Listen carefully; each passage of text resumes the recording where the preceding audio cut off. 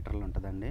Pure original Teja. మనం అడ్డం చూసుకున్నట్టయితే ఒక తేజకి మనం ఏం చూసుకోవాలంటే అండి, మీకు చిన్న లక్షణాలు చెప్తున్నా.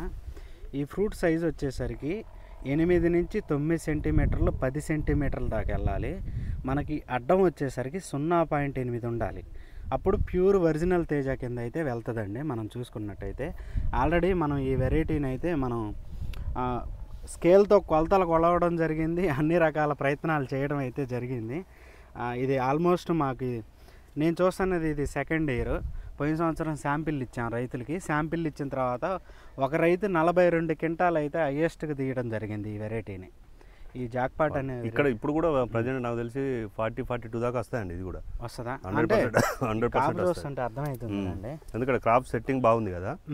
ఫార్మర్ అంటుండే 35 నుంచి 42 మధ్యలో వస్తుంది కంపల్సరీ. మనం ఫ్రూట్ సైజు ఫస్ట్ మనం చూసుకోవాల్సిన ఒక వెరైటీని ఎంచుకునేటప్పుడు అది తేజ కింద వెళ్ళాలి అనుకున్నప్పుడు 9 నుంచి 10 సెంటీమీటర్ల దాకా అయితే ఉంటుంది. బలంగా నేలల్లో అయితే ఇంకో సెంటీమీటర్ పెరిగిద్ది, 11 సెంటీమీటర్ల దాకా వస్తుంది.